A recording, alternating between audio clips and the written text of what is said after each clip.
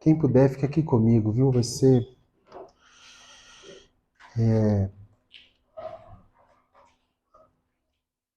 Preciso de vocês no sentido do desafio coletivo, né? Um desafio.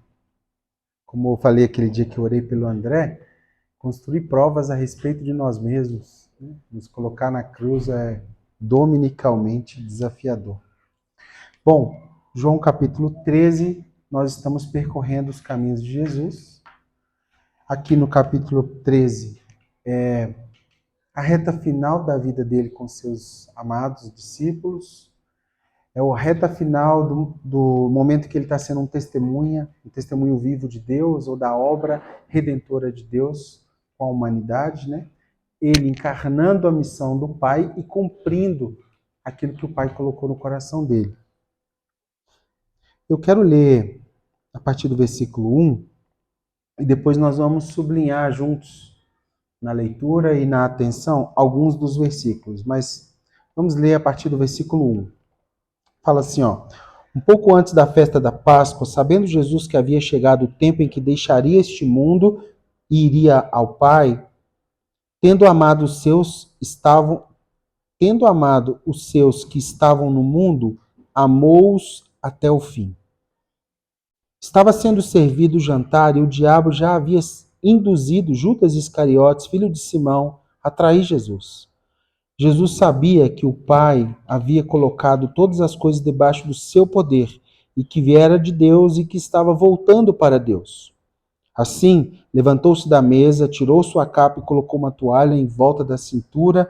Depois disso, derramou água numa bacia e começou a lavar os pés dos discípulos, enxugando-os com a toalha que estava em sua cintura.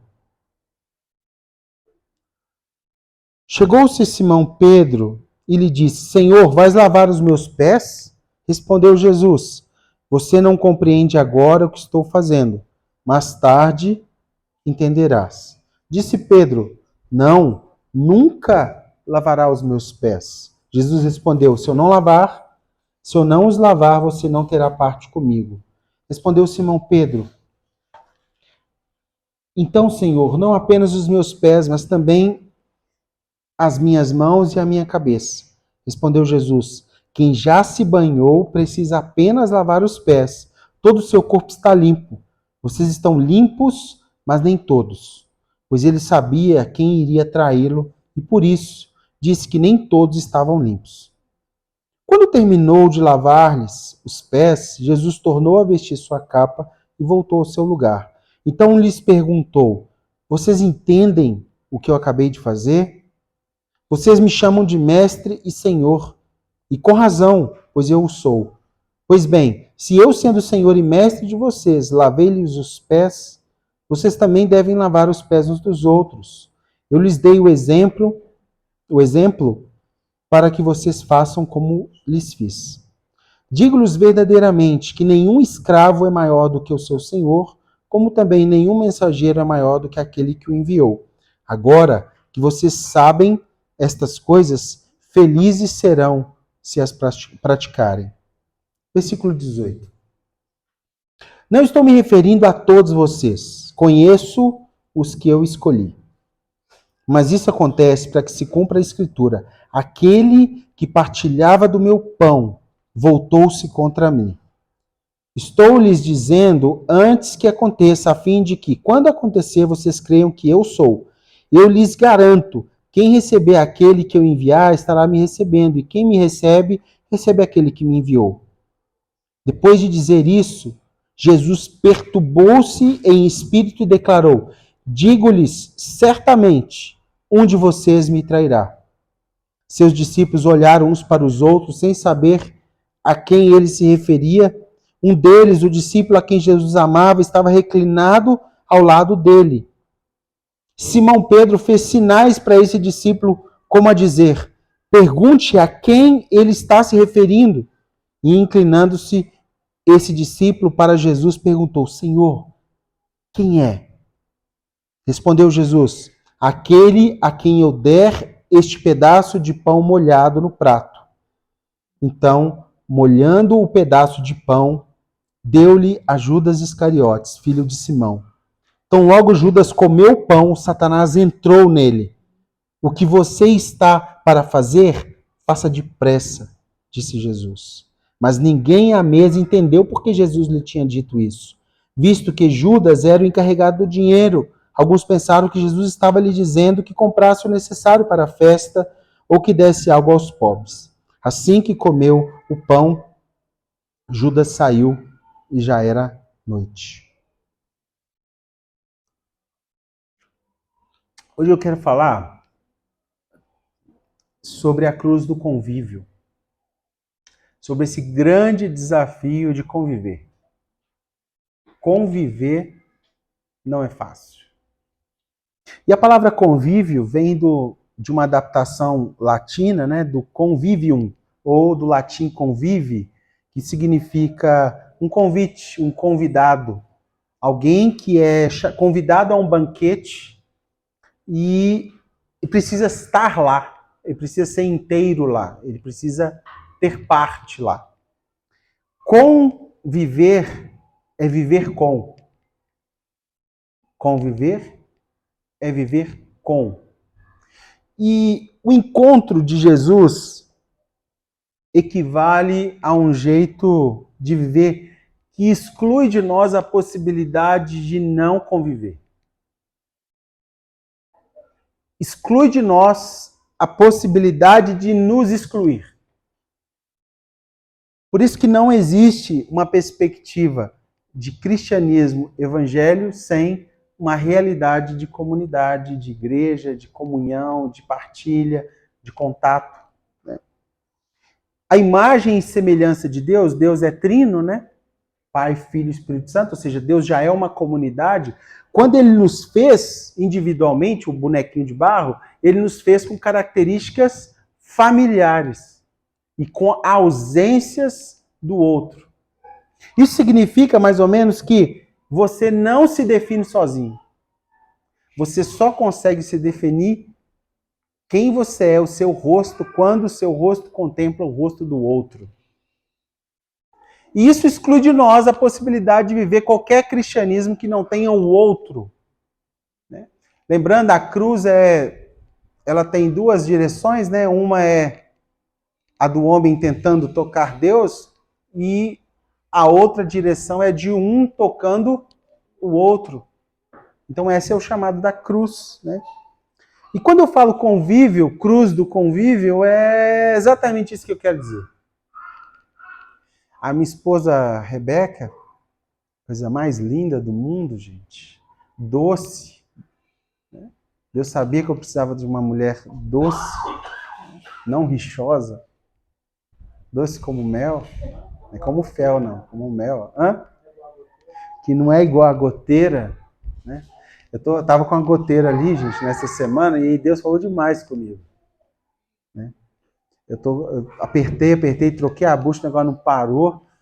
E aí, à noite, umas 3 da manhã, sempre 3 da manhã, acordei, toquei, aumentou. E aí eu fui lá, apertei, e não parava. Apertei, não parava. Voltei para a cama, olhei para a Rebeca, o trem não parava, eu não conseguia dormir. Eu falei, vou orar, né, já que estou acordado mesmo. Vou ler alguma coisa, vou orar. Aí Deus falou assim, não é ler alguma coisa, é orar. Porque essa aí não é igual àquela lá.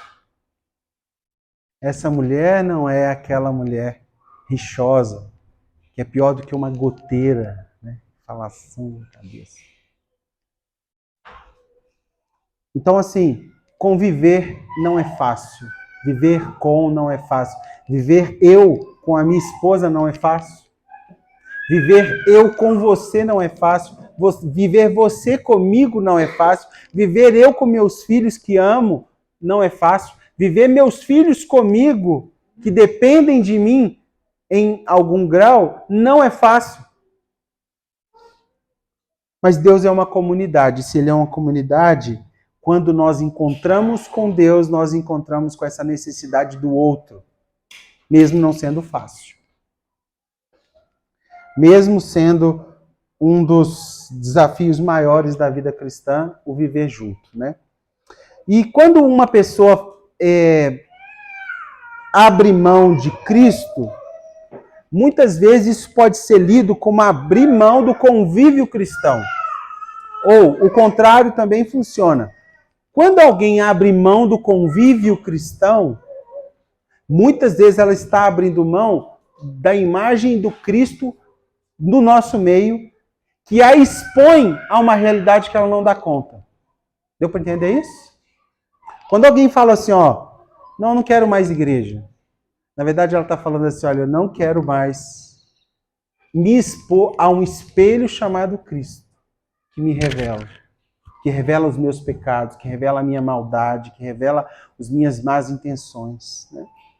E um dos fatores de diagnóstico, né, de doenças mentais mais agressivas é a indisposição à luz.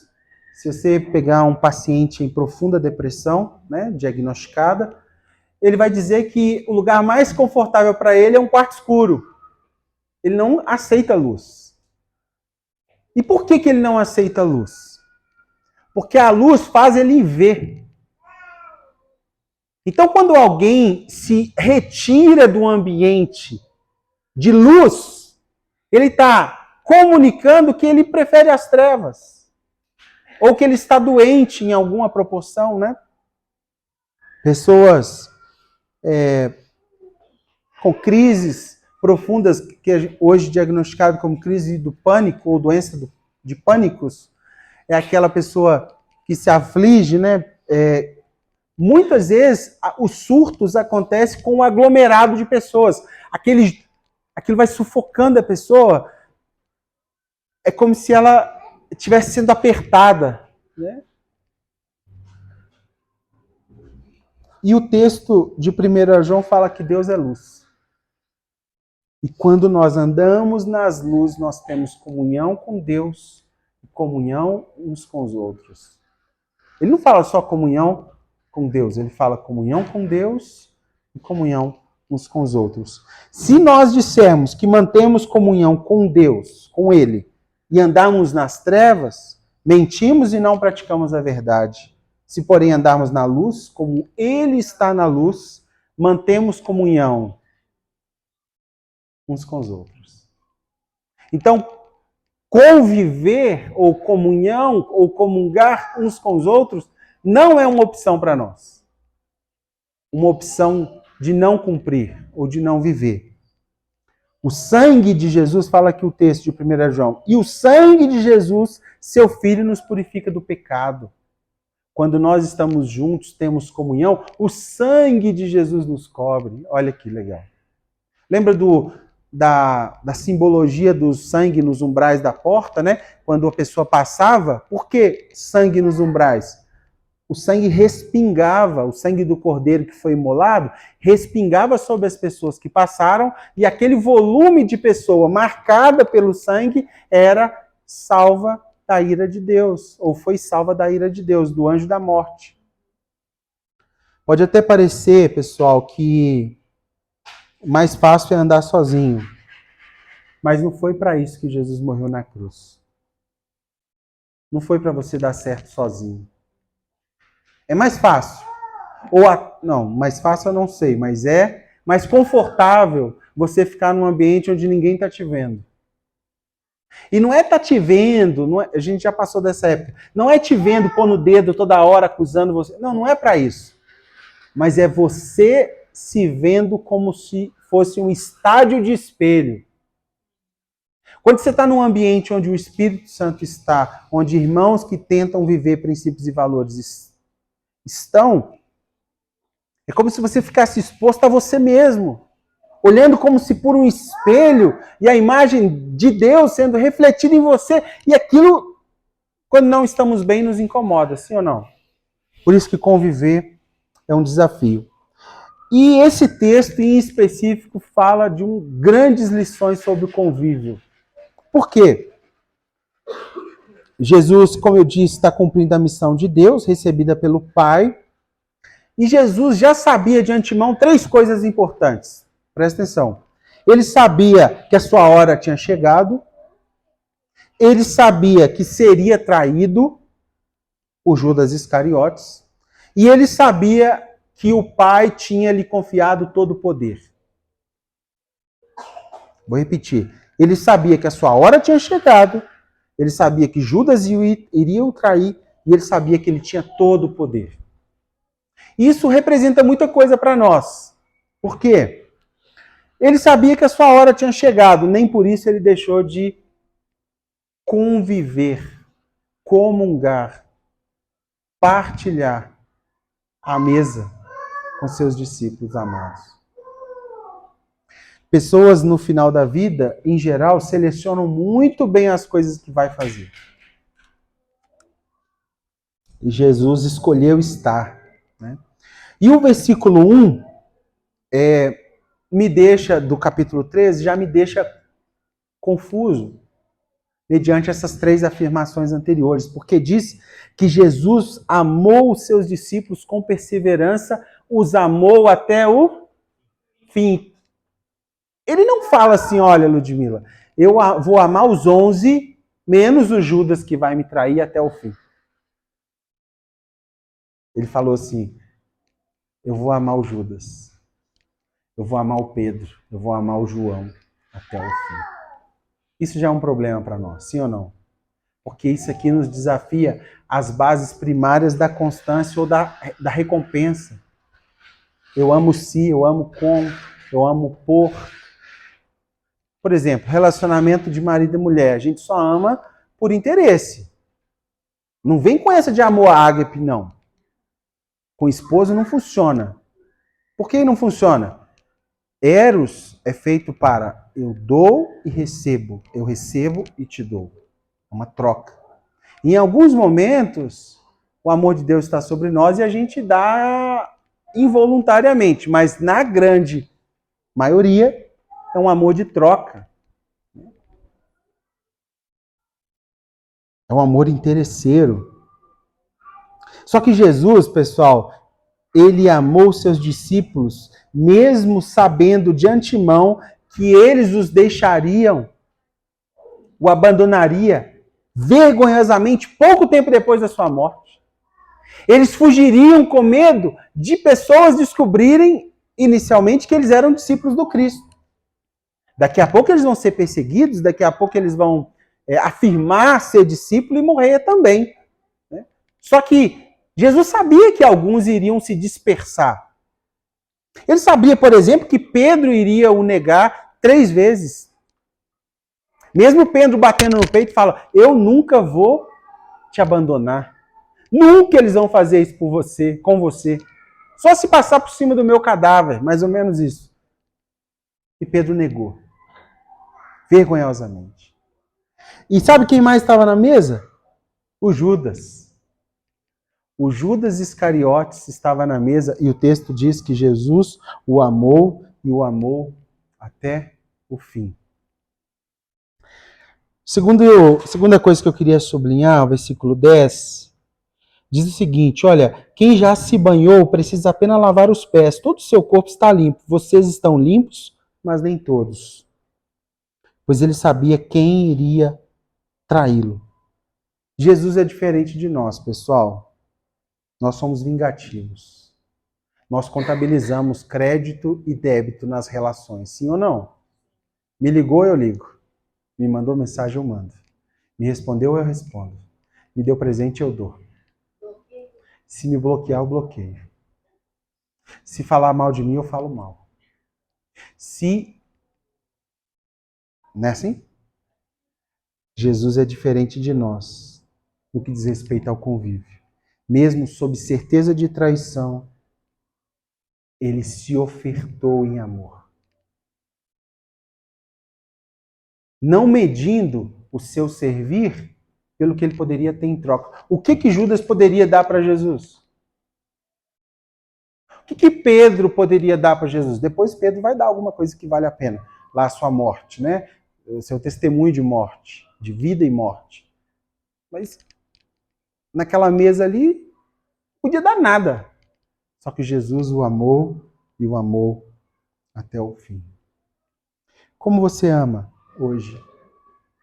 Seu amor, eu já sei, é condicionante. Seu amor, ele é egoísta, muitas vezes.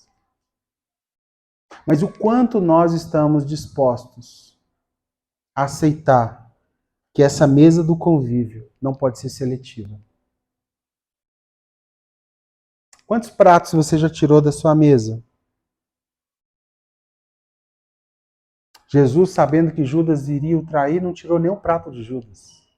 Deixou lá. Versículo 18. Não estou me referindo a todos vocês, conheço os que escolhi, mas isso acontece para que se cumpra a Escritura. Aquele que partilhava do meu pão voltou-se contra mim. Jesus, pessoal, ele está separando o joio do trigo. Tem uma simbologia legal, né? Que um se dobra e o outro não, aí ele recolhe o outro, não é isso? O joio não se dobra no vento. O trigo se dobra. Você espera crescer junto. Você não arranca pequeno, porque senão você arranca os dois. Você espera crescer junto. Quando der uma tempestade ou um vento forte, o trigo vai se dobrar e o joio vai ficar lá bonitão. Fortão. Não preciso de ninguém. Convivo comigo mesmo. Cheio de si. E aí sabe o que acontece? Chegam lá e morreu. Chegam lá e puxa assim, ó, morreu. Ah, mas você falou que queria sozinho, não quer ninguém perto de você, não quer ninguém te encher no saco. Morreu. Por quê? Porque vida funciona com o trigo. Quando vem o vento, ele se dobra. Ele sabe que não é mais forte que o vento. Mas ele sabe que quando o vento passar, ele pode voltar. Jesus aqui, pessoal, está separando o joio do trigo, o cabrito das ovelhas. E entre esses discípulos há um lobo em pele de ovelha. Um lobo que é o diabo, que é o ladrão, que é o traidor. E somente as pessoas que têm nossa confiança, somente as que nos abraçam, podem nos apunhalar pelas costas. Somente aquelas que a gente as considera como amigos são os que podem nos machucar. Porque tem que estar perto. Justamente porque deles nós não nos defendemos, a gente não se prepara para tomar uma facada nas costas. Sim ou não? Aquela melhor amiga, aquele melhor amigo, você não se protege dele. Você está caminhando junto, você imagina algo de bom. Você não imagina que ele está armado e você é o alvo. Quando há confiança, não tomamos preocupações de defesa. A gente não tem armadura para amigo. E eu fico pensando nisso a respeito de Jesus e Judas. Porque Judas, pessoal, caminhou tudo que João viu, Judas viu. Tudo que Pedro viu, Judas viu. Tudo que Mateus viu, Judas viu. E mais, Jesus sabia que seria ele. E nem assim Jesus o tirou da possibilidade até o último minuto dele se arrepender. Jesus não o separou e falou, olha, já que ele vai me trair mesmo, eu vou dar menos instrução para ele. Jesus não fez isso. Jesus o amou e o amou até o fim. Porém, esse Judas, e aí o que eu quero que vocês guardem isso? Esse Judas tinha uma missão pessoal. E enquanto nós, como igreja, ficarmos nos reunidos com todo mundo, cada um correndo para a sua missão, a gente vai correr risco igual Judas correu. Enquanto os outros 11 estavam olhando para um propósito coletivo, sinalizar o reino de Deus, ser uma voz, um sinal, Judas tinha um plano. O plano de dar certo sozinho. Tem alguém comigo? O plano de ganhar na loteria, na Mega Sena.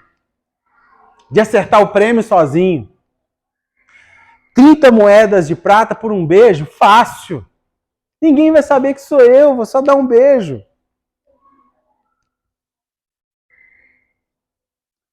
Amigo. Lembra de Jesus falando, olha,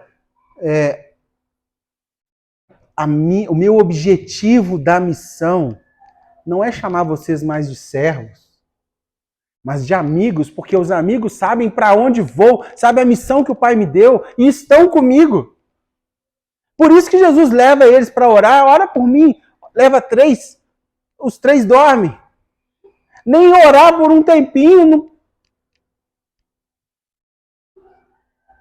Tem um... Deixa João 13 aí, mas me veio um texto aqui. Lembra de Salmo 41, quando Davi vai falar sobre os melhores amigos? Vamos lá, Salmo 41. Marca aí, João 13. Vamos lá, Salmo 41. 41, versículo 4. Salmo 41, 4, ó. Eu disse, misericórdia, Senhor, cura-me, pois pequei contra ti. Os meus falsos amigos, ou outras versões, inimigos, dizem maldosamente a meu respeito. Quando ele vai morrer? Quando vai desaparecer o seu nome? Versículo 6. Sempre que alguém vem me visitar, fala com falsidade, enche o coração de calúnia e depois a espalha por onde vai. Todos os que me odeiam juntam-se e cochilam contra mim, imaginando que o pior me acontecerá. Uma praga terrível o derrubou, está de cama e jamais se levantará. Versículo 9. Até meu melhor amigo, em quem eu confiava e eu partilhava do meu pão, voltou-se contra mim. Davi profeticamente está adiantando no Novo Testamento o que nós conhecemos sobre Judas. Judas Iscariotes. Visitam como se fossem meus amigos, mas o tempo todo reúnem mentiras.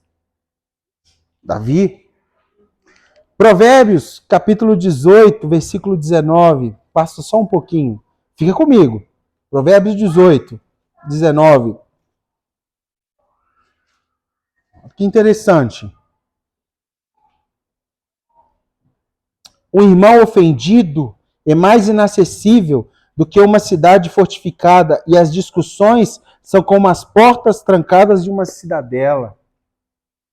Por quê? Porque quando rompe uma amizade, pela desconfiança, pela traição, pela facada nas costas, é quase impossível isso voltar a um estado original. Original não fica, fica a cicatriz, no mínimo a cicatriz. E volta lá para João 13. Jesus sabia que um dos amigos dele iria ser o traidor.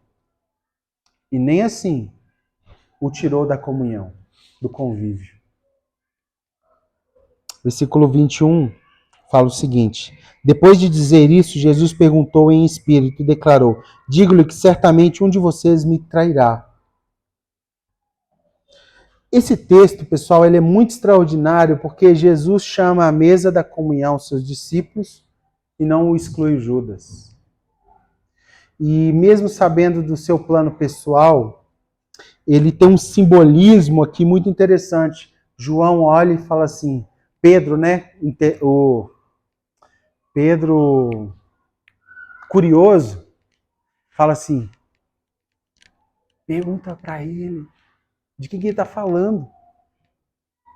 Aí João está lá pertinho do ouvido de Jesus, olha para Pedro. Aí João fala assim, e aí, você está falando de quem? Quem vai te trair? Para a gente dar um couro nele antes, dar uma surra.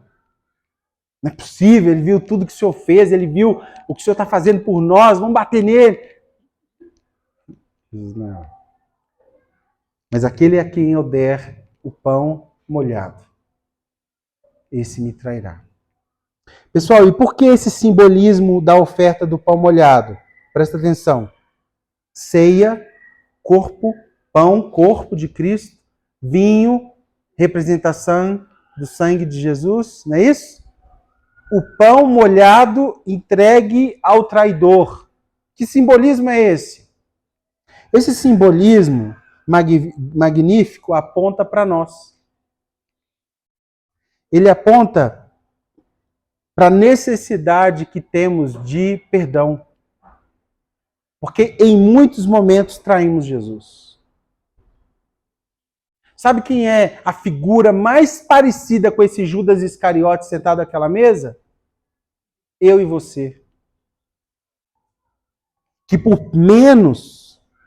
saber Jesus, da nossa tendência pecaminosa, por saber Jesus da incapacidade de agradá-lo, dos nossos desejos profanos, ele ainda nos oferece o pão da comunhão, o pão do perdão e nos chama para a sua presença. Pastor, mas isso aí você pegou pesado. Eu não podia ser nem o... Qual foi o último? Matias? Matuzala. Eu não posso ser nem o João, nem o Pedro. Não. Eu conheço um pouquinho cada um de vocês. Eu acho que cada um de nós aqui se parece mais com Judas. Por quê? Porque nós o traímos por muito menos. O convite de Jesus para nós sentar à sua mesa é um convite para nos nivelar pelo não merecimento, como Judas. Ou você chega diante dele hoje, essa manhã, cheio de virtude? O que você tem para oferecer para ele hoje de virtude? Você chega como João, que está lá amigo, com o rosto no colo? Ou você chega com aquele que não fez o que deveria fazer? Não vive o que deveria viver, não dá a ele o tempo que você deveria dar, não dá a ele a santidade que você deveria dar. Com quem mais você se parece? E isso, pessoal, é saudável, porque isso faz com que a gente não olhe uns aos outros de cima para baixo. Não é eu chegando na mesa da comunhão assim, eu sou pastor santo, não fiz nada. O André, a Raquel, a Damares, eles não, olha lá, tá vendo? Então, se eu levar a fim dos termos essa realidade que eu acabei de dizer, eu sou quem não mereço o pão do perdão. Porque eu preciso dele para quê, se eu já sou bom? Eu preciso dele para quê, se eu não preciso ser perdoado? Agora, esse texto nos convida para uma mesa de nivelamento por baixo. Por quê? Porque em áreas da nossa vida, muitas delas, onde nós somos carentes e obstinados, nós nos parecemos mais com Judas, que tem planos de salvação pessoal, do que pessoas que pensam no todo, no plano de Deus, no reino de Deus. Eu conheço pessoas que romperam com a luz por planos pessoais. E isso pode custar muito caro. Porque sozinho... Vamos desenhar um quadro comigo. Lembra daqueles homens que viram potencial em Judas e fizeram uma oferta? Lembra disso? Judas deu bobeira, eles chegaram e falaram assim, sabe onde está seu mestre? Não, por quê? Não, bom, se você me entregar, eu te dou 30 moedas de prata. Se você não... Eu já falei isso antes, mas 30 moedas de prata era o valor reservado para comprar o cordeiro pascal nos dias anteriores da Páscoa. Na avenida principal de Jerusalém, os criadores de cordeiro soltavam eles na avenida e os sacerdotes ficavam observando o cordeiro mais bonito, mais cevado, sem defeito, e pagava 30 moedas. Era um bom dinheiro. Não era assim, pouco dinheiro, era um bom dinheiro. Eles fazem a proposta para Judas do mesmo valor para entregar a Jesus. Estava na cara que ele era o cordeiro pascal. E Judas, imagina pintando um quadro, imagina se Judas chega para Jesus, fala, Jesus, eu preciso de um café contigo. Mas o que aconteceu? Não, sabe aqueles homens que estão te perseguindo? Então, eles me ofereceram 30 moedas de prata para te entregar. Eu estou tentado a fazer isso. Me ajuda. Eu quero pedir perdão por isso ter passado pela minha cabeça em aceitar. Imagina, pessoal, nessa última ceia, Judas levantando e falando assim, pessoal, para só um minutinho, eu quero me expor aos irmãos. Peço perdão. Fiz o que não deveria. Me ajuda. o fim seria outro, sim ou não?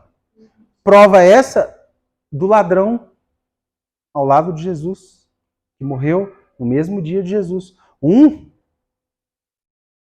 não creu, o outro não fez nada para merecer, a vida toda fazendo errado, mas naquele último segundo do segundo tempo ele creu. Só que Judas não, Judas estava obstinado, olhando para o seu propósito, sua missão, seu êxito pessoal. E quando nós somos comunidade, convívio, quando nós desgarramos um pouco do convívio e falamos assim, vou viver só o que eu... Morreu. Plano pessoal, uma presa fácil, porque sozinho, né, uma fera no deserto, para atacar um exército é uma coisa, agora para atacar uma pessoa sozinho vagando no deserto é outra coisa. Isso exemplifica muita coisa, sim ou não? Costumo dizer que a possível diferença entre nós e Judas Iscariotes é só a questão da oportunidade. Ok? E isso é para nos amassar um pouquinho, pessoal. Para nos nivelar por baixo. Porque por muito menos traímos Jesus no nosso dia a dia. Por muito menos. Concluindo, qual que é o convite de Jesus para nós então? Coma do pão encharcado. É mais ou menos o seguinte, a simbologia. Jesus pega o pão, molha. Isso é meu corpo. Isso que eu acabei de molhar é meu sangue. Você não vai entender, Judas. Mas é exatamente pelo tipo de gente como você que eu vou morrer naquela cruz. Toma. Sabe o que ele faz hoje pra gente aqui de manhã?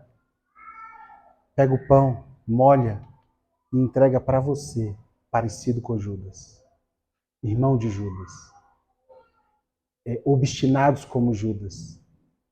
É exatamente para nós, como eu e você, que Jesus morreu na cruz. Porque ele sabia que a gente seria tentado a não pensar no coletivo, a não crer em Deus, nas horas mais difíceis a gente negar ele, a gente falar mal das pessoas, a gente mentir, a gente fazer o que não deve, sim ou não? Judas nos chama, Jesus nos chama para a roda dos íntimos, dizendo, toma meu corpo, toma meu sangue, foi entregue por você. Judas não ficou na mesa até o fim, não porque Jesus o excluiu, viu, pessoal? Então esse papinho de, eles não me queriam lá mais, na igreja, não existe. A igreja não tem dono. Judas não ficou na mesa até o fim, não porque Jesus não o quisesse, não porque Jesus o rejeitou, não porque Jesus o abandonou ou o expulsou. Judas não ficou na mesa ou esteve ausente até o fim, porque ele se levantou e saiu. Ninguém manda alguém embora de uma igreja, de uma comunidade. Mas assim como a porta está aberta para vir, como recebemos semana passada oficialmente a família do André e a Mara, a porta está aberta para ir.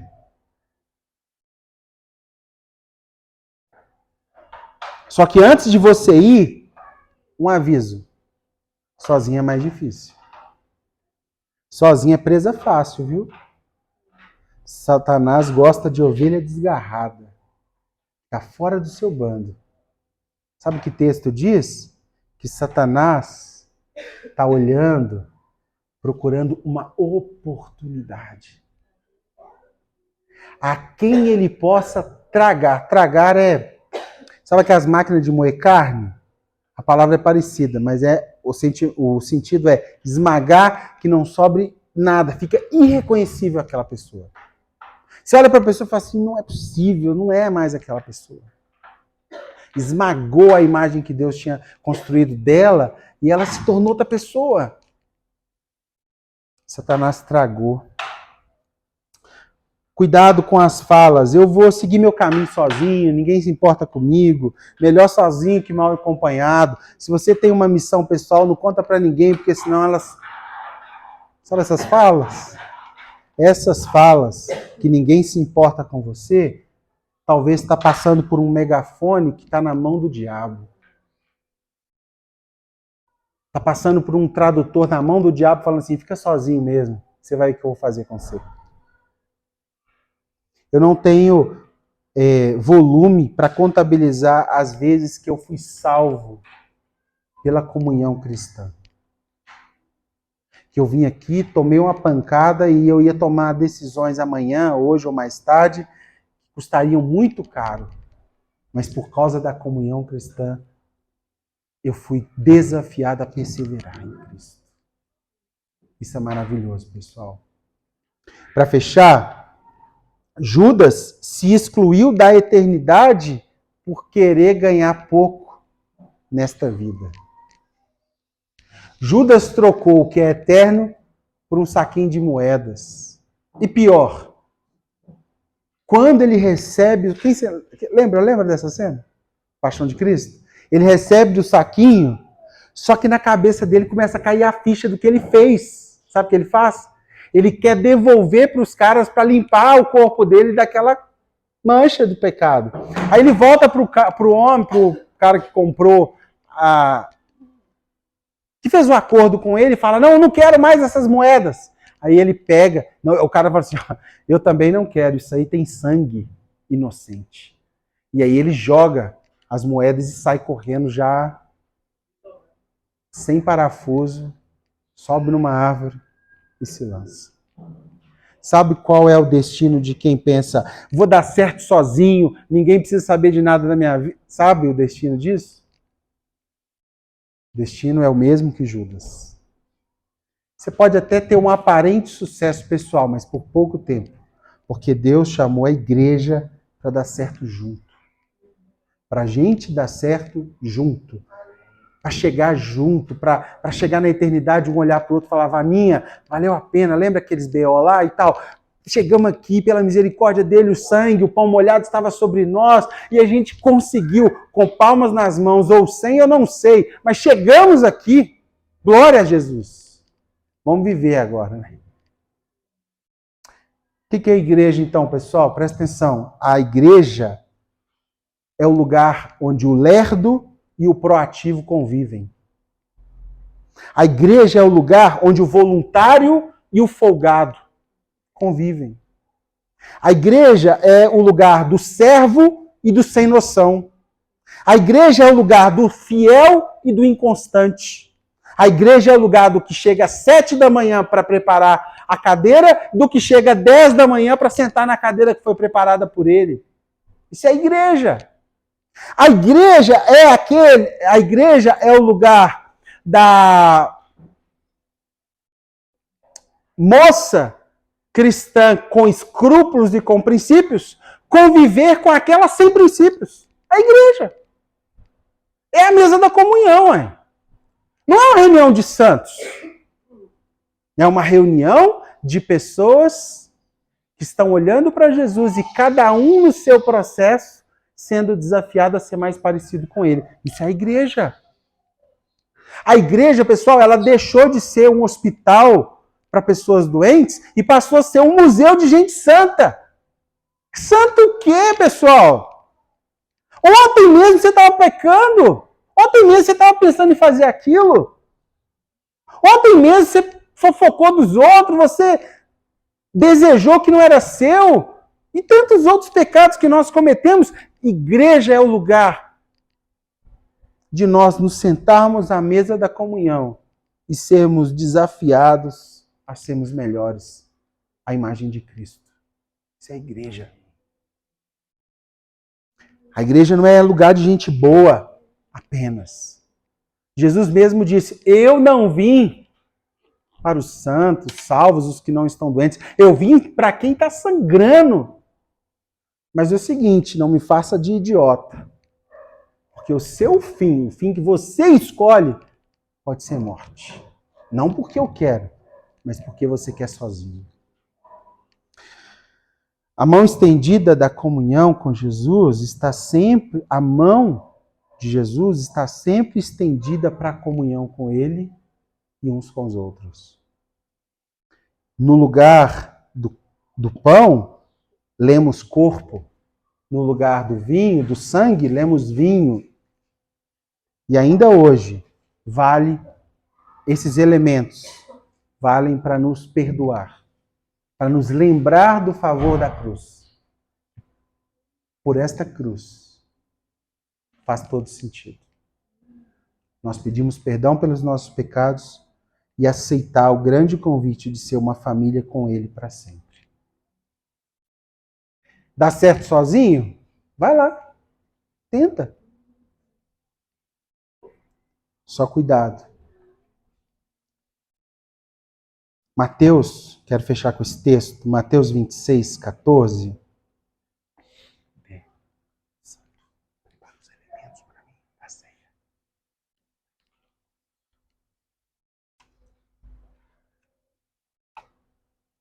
Elementos. Hoje nós vamos cear, né, pessoal? Não podia perder essa oportunidade. Lembrar desse texto aqui, não fazer isso, é perder. Tem alguém aí? Faz sentido? Mateus 26, 14. Então um dos 12, chamado Judas Iscariotes, diz, vê se não parece comigo e com você, hein? Vamos lá. Vê se não parece, ó. Então um dos 12, chamado Judas Iscariotes, dirigiu ao chefe dos sacerdotes e lhes perguntou: o que me darão se eu entregar a vocês? E lhe fixaram um preço de 30 moedas de prata. Desse momento em diante, Judas passou a procurar uma oportunidade para entregá-lo. No primeiro dia da festa dos pães sem fermento, os discípulos dirigiram-se a Jesus e lhe perguntaram: onde queres que preparemos a refeição da Páscoa? Ele respondeu dizendo: que entrasse na cidade, procurasse um certo homem e dissesse: o mestre diz, o meu tempo está próximo, vou celebrar a Páscoa com meus discípulos em sua casa. Os discípulos fizeram como Jesus havia instruído e prepararam a Páscoa. Versículo 20. Ao anoitecer, Jesus estava reclinado à mesa com os 12. E enquanto estavam comendo, ele disse: digo-lhes que certamente um de vocês me trairá. Versículo 22. Eles ficaram muito tristes e começaram a dizer um após o outro: com certeza não sou eu. Eu que não sou. Versículo 23. Afirmou Jesus: aquele que comeu comigo do mesmo prato há de me trair. O Filho do Homem vai, como está escrito a meu respeito, mas ai daquele que trai o Filho do Homem, melhor que lhe seria não haver nascido. Versículo 25. Então Judas, que haveria de traí-lo, disse: com certeza não sou eu. Mestre, eu não faço isso. E Jesus olhou nos olhos dele e disse: sim, é você. Enquanto comiam, Jesus tomou o pão, deu graças, partiu, deu aos seus discípulos, dizendo: tomem e comam, isso é meu corpo. Em seguida tomou o cálice, deu graças e ofereceu aos discípulos, dizendo: bebam dele todos vocês, isso é meu sangue da aliança, que é derramado em favor de muitos, para perdão de pecados. Eu lhes digo que, de agora em diante, não beberei desse fruto da videira, até que aquele dia em que beberei o vinho novo com vocês no reino do meu Pai. Depois de ter cantado um hino, saíram para o Monte das Oliveiras. Judas Iscariotes, cobiça, falsidade e obstinação pecaminosa. Plano pessoal. Jesus não o exclui da comunhão. Molha o pão, entrega e fala: eu sei, mas eu vou te amar até o fim. Não vou mudar quem eu sou pelo que você está fazendo. Vou te amar até o fim. Hoje eu queria cear com vocês, pensando nesse texto. Vamos pegar os alimentos e aí eu queria te convidar a pensar se há alguma característica de Judas que está latente na sua vida nesse momento.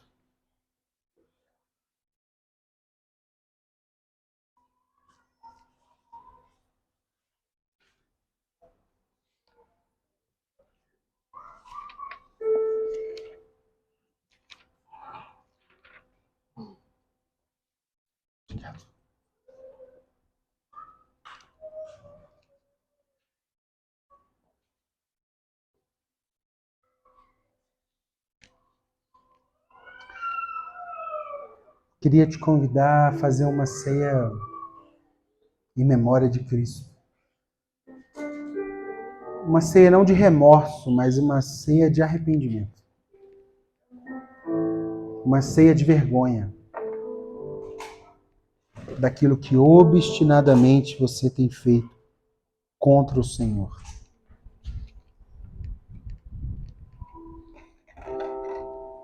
Talvez hoje é um dia ainda de salvação. É um dia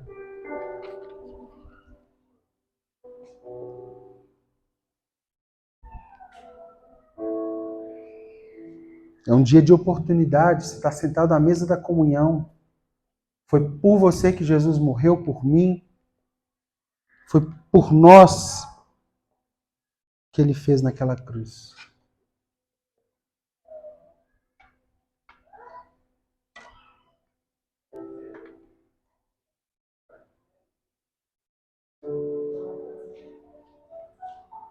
Senhor, nivelado por baixo, que nós nos achegamos ao Senhor mais uma vez. Envergonhados, Pai, pela falsidade desse discípulo chamado Judas Iscariotes. Mas reconhecendo que essa falsidade não está distante de quem nós somos. Em tantas áreas, em tantas realidades que nós, ainda assim, traímos o Senhor. Ainda assim, não somos um testemunho legítimo do Senhor. É verdade que muita coisa nós já superamos. Aprendemos com o Senhor, muita coisa já vencemos com o Senhor no nosso lado. Mas ainda existem realidades que a gente acha que é possível vencer por nós mesmos. A gente se acha autossuficiente, a gente se acha autossalvífico.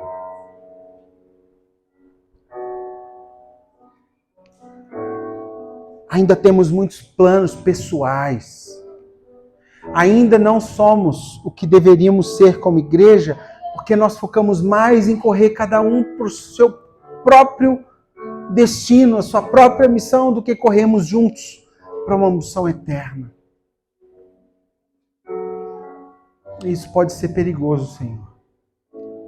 E nós voltamos os nossos olhos e corações para o Senhor essa manhã. Pedimos que a sua mão estendida, a mão da comunhão cristã, a mesa da comunhão cristã, o pão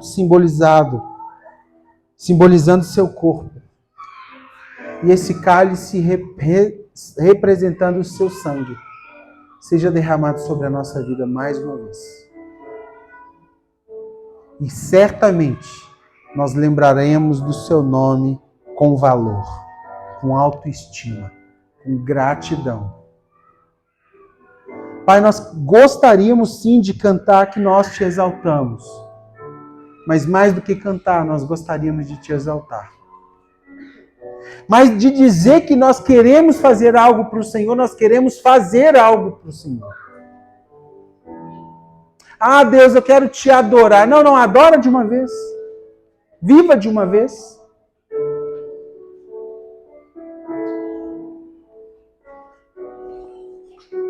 Pai, assim como Davi orou, sonda-nos e nos conhece. Vê se há algum caminho mau, algum caminho que está nos levando à morte. E nos traga uma janela de oportunidade para a vida em Cristo Jesus. O apóstolo Paulo, já na experiência da vida da igreja, ceou com seus amigos também, assim como vamos fazer hoje, dizendo: eu recebi do Senhor o que eu também estou repartindo. O Senhor Jesus, na noite em que foi traído por Judas, tomou o pão e, tendo dado graças, partiu e disse: isso é meu corpo, que é entregue em favor de vocês. Não em favor de Judas apenas, em favor de vocês. Façam isso em memória de mim. Da mesma forma, depois da ceia, ele tomou o cálice e disse: este cálice é a nova aliança no meu sangue, faça isso sempre que beberem em memória de mim. Porque sempre que comerem deste pão e beberem desse cálice, vocês anunciam a morte do Senhor.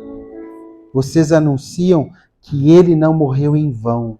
Vocês anunciam que aceitam o favor da cruz sobre a sua vida.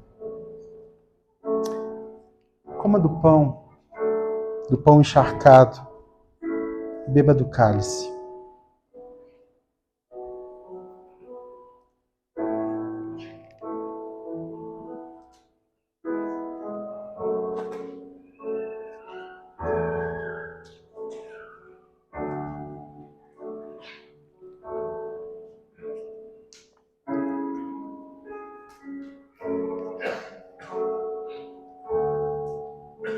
Obrigado, Senhor.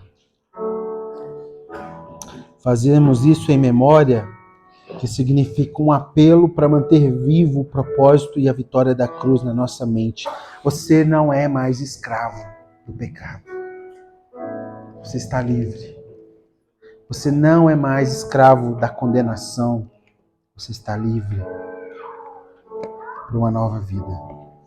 Pai, nos conceda novidade de vida nessa manhã, hoje e para todo sempre, até o dia que nós o veremos face a face. Amém.